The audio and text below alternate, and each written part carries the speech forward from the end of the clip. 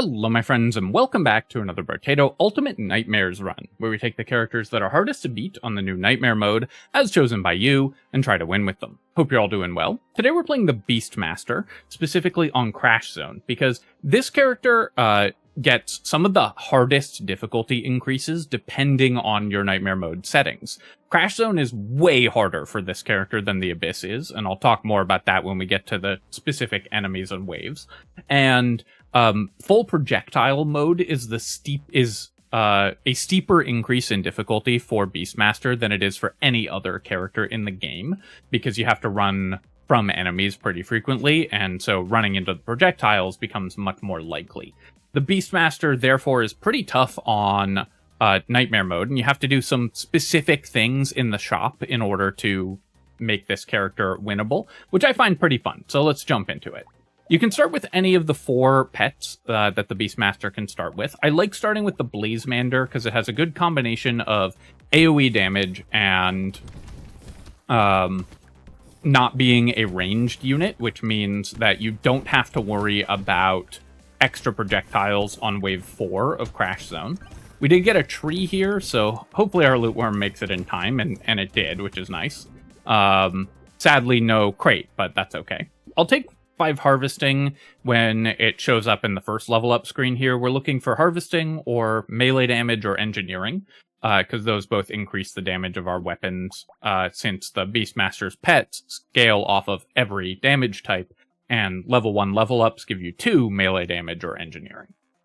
Now, the Beastmaster in the shop has to do something pretty specific, and that is fully ignore every item that isn't a pet. So even like this shop with really good items, we're gonna just roll past here, and we're gonna take a Ratzilla, and then we're gonna reroll, and we're gonna reroll, and we're just gonna be looking for rats.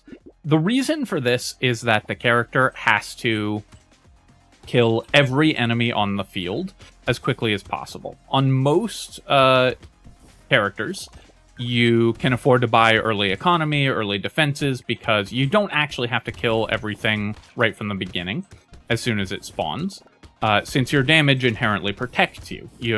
With most characters, their weapons will attack the enemies that are closest to them, and so your damage is going to also be keeping you alive. Not so for the Beastmaster. You're effectively comparing your total damage output to the total health of every enemy on the field, and so you need enough that your pets are enough pets that you're able to kill everything immediately. Really nice to find a 6 HP level up there. It gives us a little more leeway to walk into a couple projectiles, and also it does scale the damage of our rats, which is what we're going to be reliant on.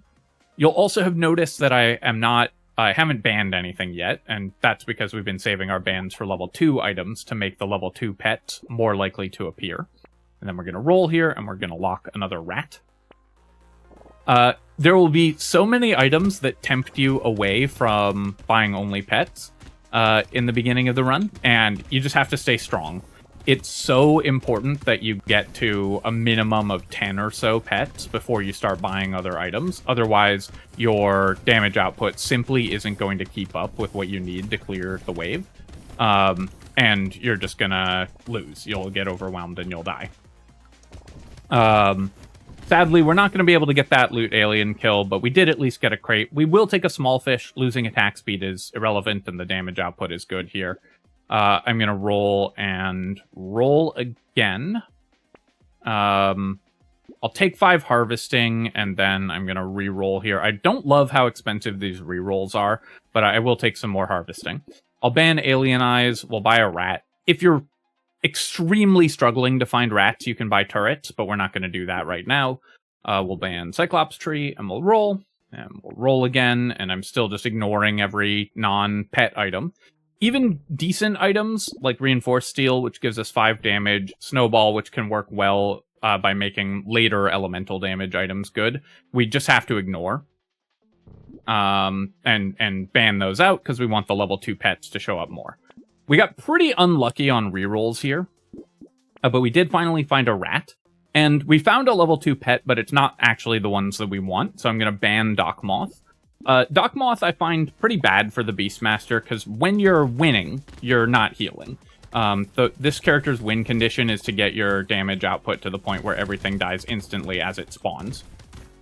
And so, the healing from the Dock Moth is typically not that important. You're gonna get decent defensive stats anyways. And that way you can focus on other stuff. And banning Dock Moth does double duty, because for the Beastmaster, you have an increased chance of finding pets. So banning any level 2 item makes you much more likely to find those pets. Banning the Dock Moth not only removes a level 2 item from the pool, so it makes the damaging pets more likely to appear, it also removes one of the pets that it has an increased chance of showing up, so it makes the other level 2 pets significantly more likely to appear. We'll buy the rat here, we'll ban Bloodleech, we're just using our bans, and then we're going to roll, buy another rat, and we'll reroll, and reroll, and reroll, and here we go, our strategy has succeeded, and we've found a level 2 pet, finally, so we'll lock a bottom mine. I will throw in one more reroll for 8, because I can find a rat, and we were lucky enough to do that. Also, I've been buying max HP early, because it scales our rat damage. I want to get my rats to about 10 damage per shot by wave 9, because the faster they can kill the horde enemies on wave 9, the less likely we are to get overwhelmed by those.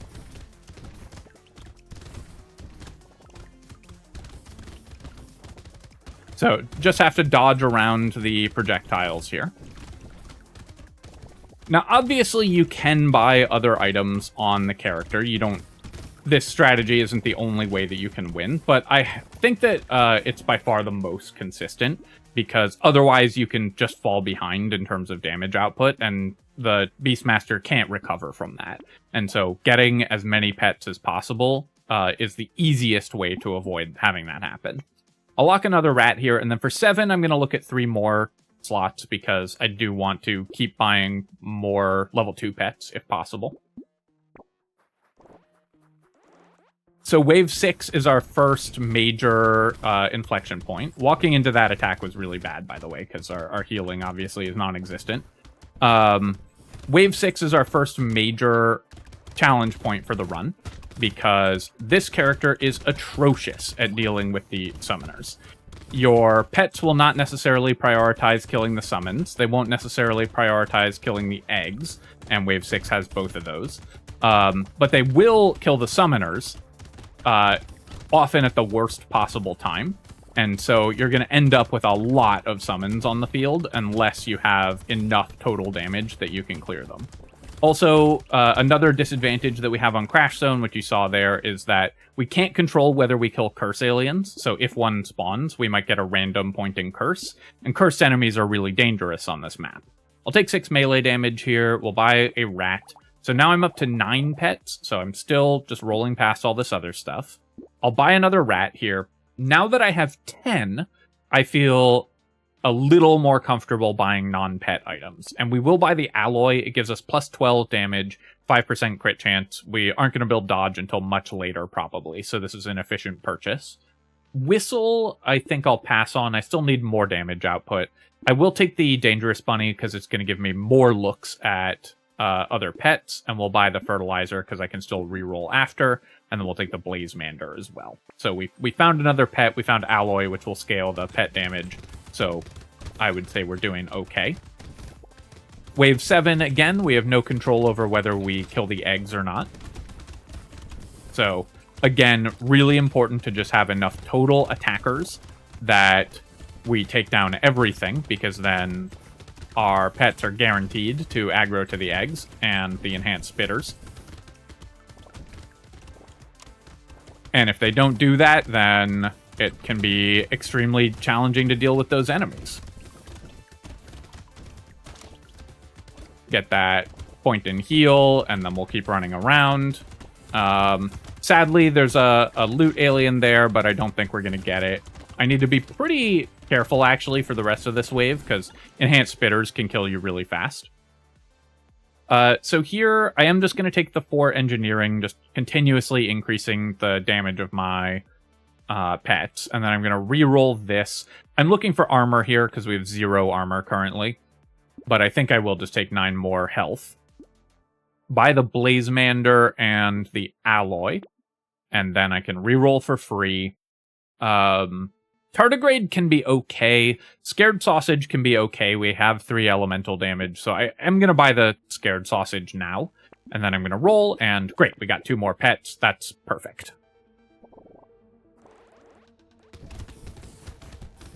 Wave 8 is another major challenge point for the character, because at this point, we'll have just a huge number of rats. And the thing about the rat AI is that only one of them will attack a given enemy at a time. They won't stack up. And so on wave 8, which has a lot of specific single high health enemies, your rats are not going to be doing a great job at killing them because only one of them will be on each enemy at once. And we won't yet have enough total damage to drop them rapidly with just one rat attacking them. And we probably won't have enough level 2 pet to make killing them quick. I'm going to run around to grab some consumable healing just to make sure that we don't die at this point. But we made it through wave 8. That's yet another of the major challenge points. We got 3 armor. That's very helpful. I will buy these items. We'll pick up the Scared Sausage. Fertilizer I'm not going to buy here. I need more damage more than I need more economy at this point.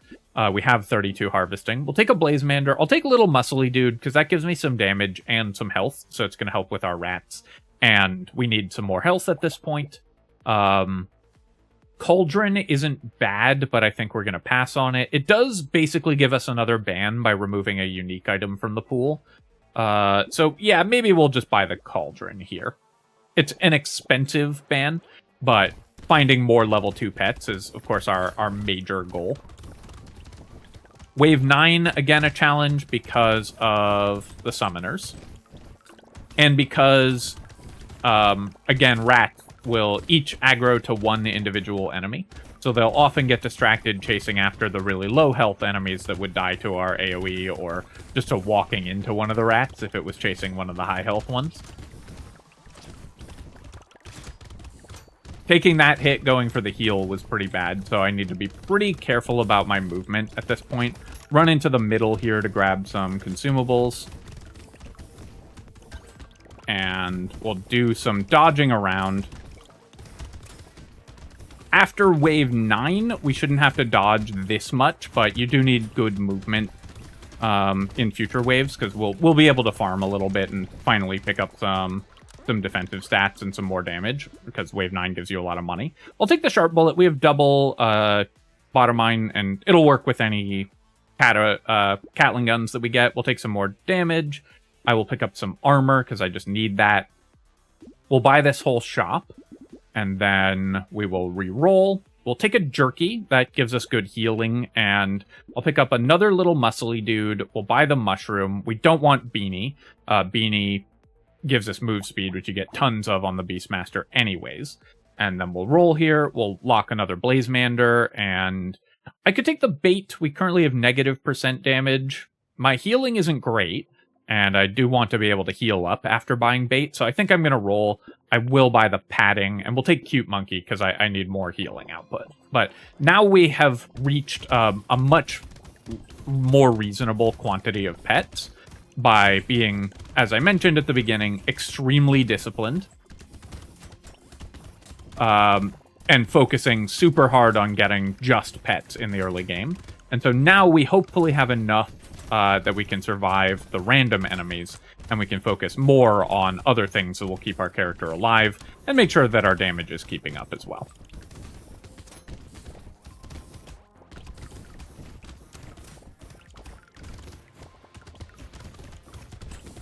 The double bottom mine helping to keep us defended, because they always follow the player. Gonna take some hits near the end of this wave. We'll back off and grab a couple consumables. But this is where things get risky on this character, of course, is anytime you get pressured to move, you don't protect yourself. So you're always going to be running through a bunch of enemy damage. We'll take the cog here. I could take +3 damage. It's not that important. I think I'm just going to take 2 armor. And then I'm going to roll here. And I could take 6 melee damage to boost our DPS. I could start building dodge, though we do have -6 dodge. I could roll for armor. I think I'm just going to take 6 melee damage. We're going to be going into an elite wave soon, and I do want to try to kill the elite. I'll buy all of these. Charcoal gives us +3 damage for this character, so it's pretty good. We will take a saltwater, which removes another unique from the pool. I'll lock a tree. I think that is worth it.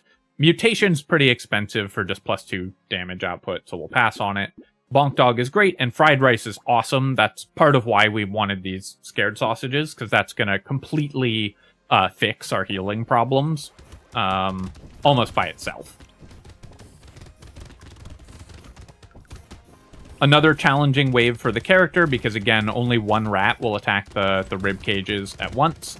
And so those guys are going to pressure you to move a lot, and the enhanced spitters will often get a lot of time to get attacks off, because if you don't have enough pets to clear everything, it's just going to be one rat working on them usually.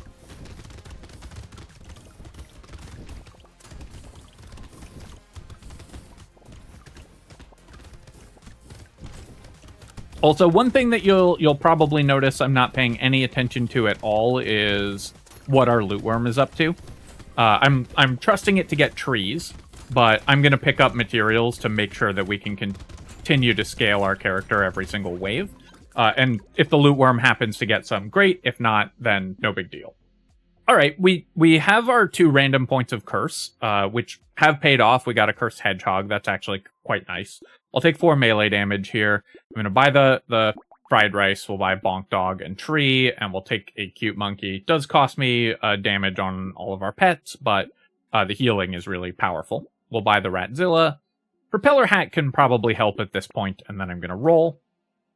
And do I want the acid? I do want the treasure map. I want regen, so I'll take the campfire. Acid, I have 69 health, the perfect amount, but more is good. It's just so expensive, though. I think we're going to pass on it. All right, this elite, again, can be a challenge because it chases you around, so it's going to force you to move a lot.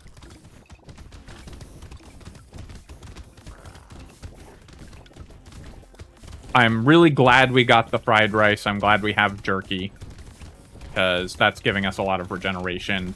And because I have a lot of... wow, I just... my brain just, like, stopped functioning, and I just stood still and took 3 hits there. That was pretty bad. Run through and pick up these consumable heals, and jerky will keep us alive there. Then, if I need the full heal, I can run for it.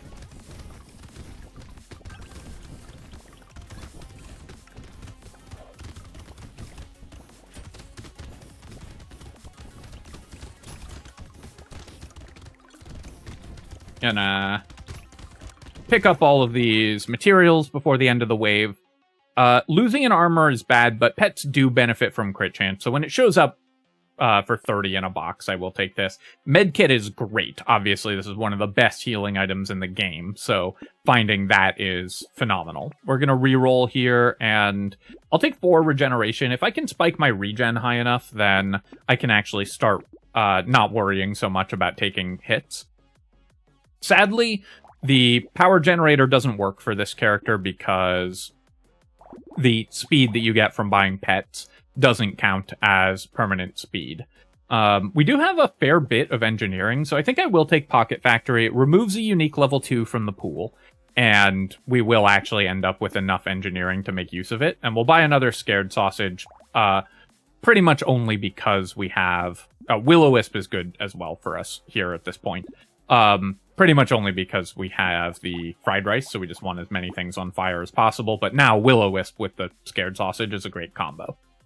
My percent damage is horrible, so I'm going to buy the Triangle of Power. If we're taking 10 hits in a wave, we're probably losing that wave anyways. And again, this character is all about clearing the wave immediately. You want to keep the population of enemies as low as possible, because if they start if there start being a bunch of things on the field, then you're going to start losing.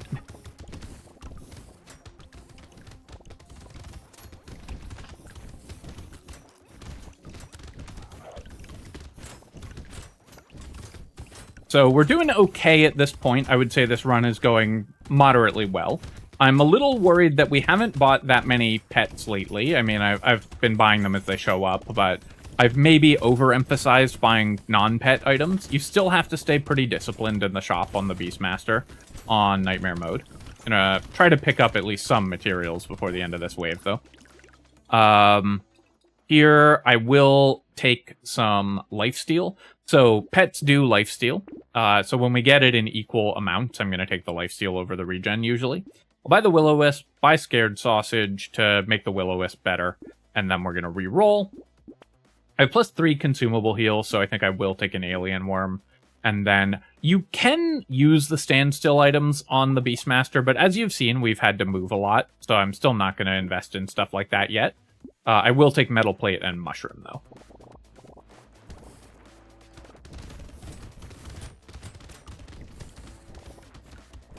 Wave 14, of course, this is one of the waves that we are most terrified of.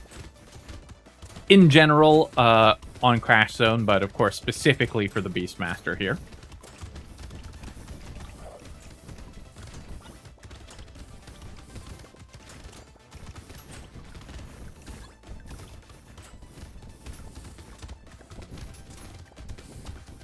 As always, this character is very bad at dealing with the summons, and so there's going to be a lot on the field. Now, we've done a good job with our build of making sure that there aren't as many as there could be. And so this is why we've spent our, I've spent the entire run talking about how we're going to fix this one specific problem. And you can see that having focused so hard on that, we have succeeded in fixing that. We'll recycle Celery Tea.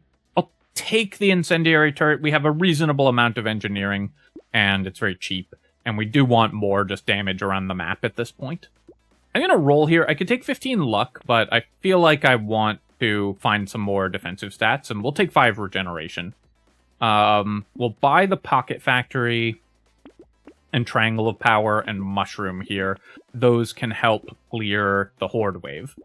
While I took the Incendiary Turret out of a box, I'm not going to buy these these structures later on. I could mirror the Dangerous Bunny, and then we would just have 3 of those. So let's actually do that, because that will tap out Dangerous Bunnies, so it's effectively 1 more ban, and also just give us a lot more looks for more pets, which we need.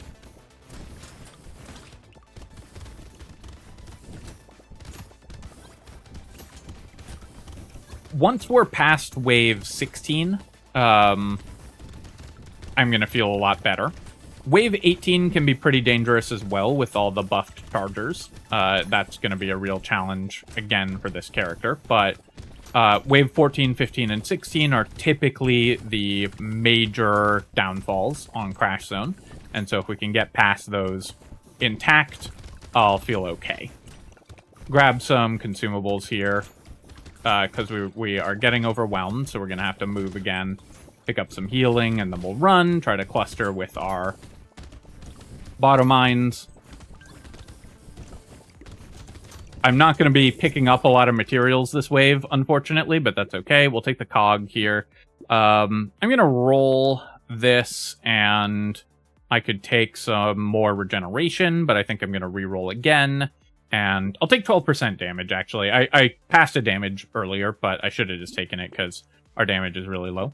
We'll buy the double Dangerous Bunny here, so now I have a lot of free rerolls. We'll take the Metal Plate. I'm going to roll past Fuel Tank. It's only +2 damage. Tyler is okay for our damage output, but I'm still, I think, just looking for more pets. That said, I'll take the Tentacle. Pets can crit, and so that's actually good healing for us. And then we will keep re-rolling. I'll take a second Will-O-Wisp. I already have Sharp Bullet, so I don't really need the Bandana. Fish hook this late, I don't think we're interested in. I will take a cursed treasure map, though. Even this late, I think that should be pretty good. But we still haven't found more pets, so I'm a little worried about that. Also, we're taking 20 damage a hit because of our low armor and because cursed enemies are really scary.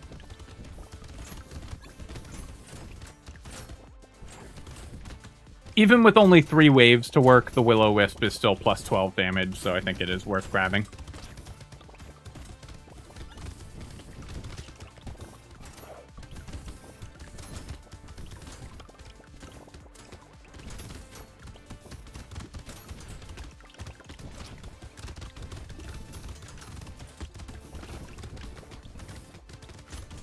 The fried rice is doing tremendous work this run. Also, the fact that I only have 2 pets that create projectiles from the enhanced flies, we only have the 2 bottom mines. We haven't found a Catling gun this run, which is obviously not generally great, but on wave 16 is actually an advantage because they generate projectiles when they shoot one of the enhanced flies. I'm gonna roll past the beanie here. Okay, nice. We got another rat. Dynamite does work with our bottom mines, but I'm not that interested in that. Sunken Bell can be an interesting panic button for the character, but I think, again, I'm just going to reroll. I'll take some armor, because walking into random attacks is part of what is making things tough for us. And then we'll buy a cake, lock a metal plate, and then I'm going to reroll, and we'll take a bonk dog as well. So that's great. We finally found another pet.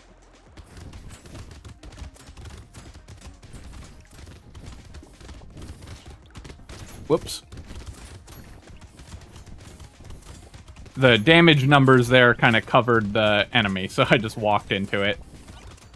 These cursed rib cages, of course, do way too much damage, or have way too much health for our poor rat to get through rapidly, so those guys are a real challenge as well. We're going to take some hits from them.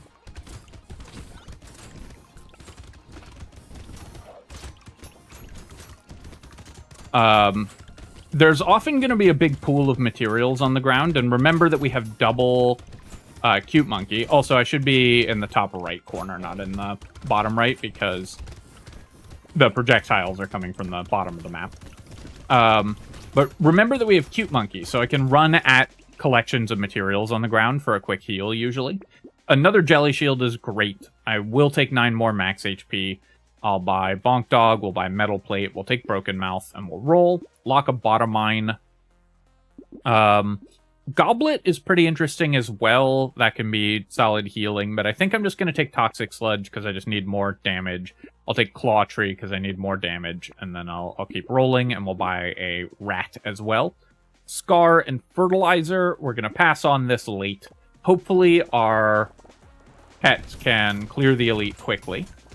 Now, rats won't aggro to elites at all, so we're going to have less damage on the elite than we will on anything else.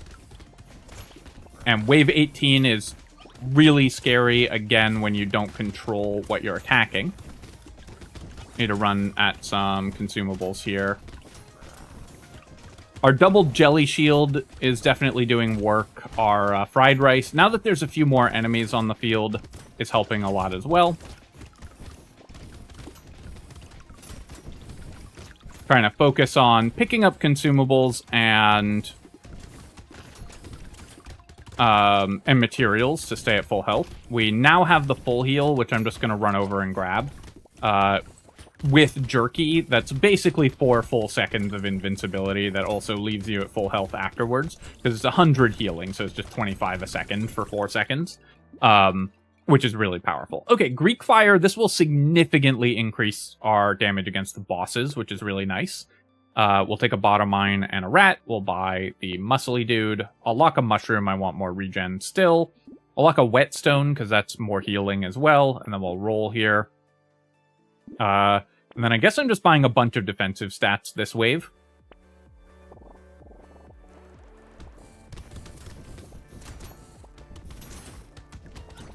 Our armor is low, and typically I would have ended up building dodge on the Beastmaster, I think, but because of the specific shops that we have, we got an early alloy. We didn't end up building dodge.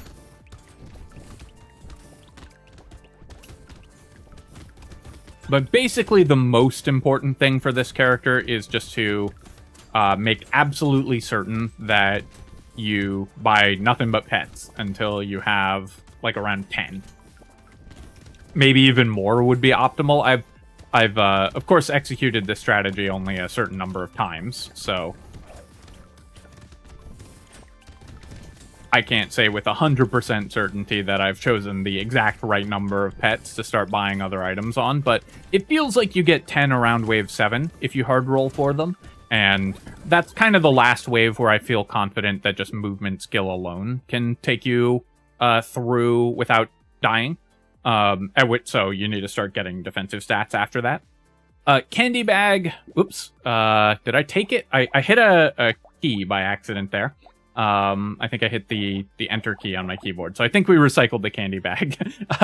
I meant to recycle it, but I just misclicked and hit a keyboard key. Whoops. Obviously, we don't want it going into just the last wave because the 10% chance of spawning an elite, I think, is too dangerous. In a roll here, I was looking for armor. We'll take 2 armor. We'll buy these stats and we'll re-roll. Catling gun should help us kill the bosses faster. Ratzilla, of course, is good, though not that important against the bosses, because all of our rats are kind of wasted this wave, since they won't aggro against the bosses. Also, Wandering Bot is worth mentioning. This is a pet, but it's a really bad item.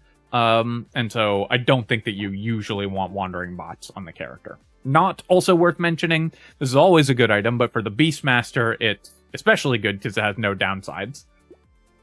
And I'm just rolling for fun at this point. The gnome would have been amazing here.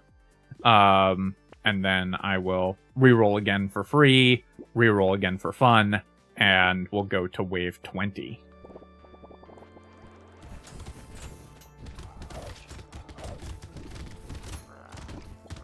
So the start of this wave could be a challenge as well, because there aren't that many enemies on the field, and a lot of our healing is the fried rice. Now, fortunately, we've gotten enough damage that we killed the bosses really fast, but if this wave was going to go longer, then the fact that there are fewer enemies on wave 20 can be a real challenge for the Beastmaster, because, or for a fried rice build, because this is such a huge component of our healing output, but we had enough damage that we just killed the bosses really quickly. So there we go. We got our Crash Zone win with the Beastmaster, and hopefully that gives you some idea of how to play it. Looking at our items here, Loot Worm, only 270 materials, a little disappointing from the Loot Worm, but obviously it killed a bunch of trees for us. 250,000 damage from Blazemanders, 215,000 from rats, and 128,000 from the bottom mines. Our triple dangerous bunny strategy worked really well. I thought we were able to find items we were looking for pretty reliably. 75,000 damage from scared sausage, because we had double will-o-wisp increasing the damage there, and then obviously that also spiked the damage of all of our units. 200 healing from cute monkeys, those were very good. 60k damage from bonk dogs, and our double treasure map did nothing. We had a cursed treasure map, and I feel like treasure map has been really underperforming for me lately. I mean, we did have low luck, but I haven't... it's very rare that you see this do nothing, especially when you have 2 of them, and it's not like we got these super, super late. So, interesting that the treasure map just hasn't been doing as well. Medkit obviously was great, really important healing item. 115 projectiles blocked by Jelly Shield, 42 bonus stats from the Will-O-Wisps, 5,000 damage from Incendiary Turret. The DPS from this, the burning from this, was being overwritten by the Scared Sausage burning a lot, so it wasn't doing that much. We don't have a turret, so we can't tell how much Pocket Factory did, but given that we had 22 engineering, I think it was probably fair, and 2 trees, it was probably fairly helpful. And 75,000 damage from the Greek Fire, so it helped us kill the bosses significantly faster there. though. It's worth noting that Greek Fire, while good when you get it in a box like that going into the boss wave, 75,000 damage isn't that much on the boss wave, and so I think people do tend to overrate this item. It's great if you already have a way to trigger it, but if you don't, you usually shouldn't buy it because it's really expensive, and even if you get the combo online, it's not that important. Finally, Catling Gun dealt 10k damage, so good job there. We got it at the end, and it helped us clear the bosses reasonably quickly. Alright, my friends, I hope that you have enjoyed this run, and if you have, then feel free to leave a comment and hit like. If you're struggling with the Beastmaster, hopefully the strategy of ignore everything other than pets helps you out. As always, of course, if you've enjoyed the video, comment, like, etc. And of course, you can subscribe to my channel for more Brotato games and other strategy game analysis. Cheers, my friends. I'll catch you next time.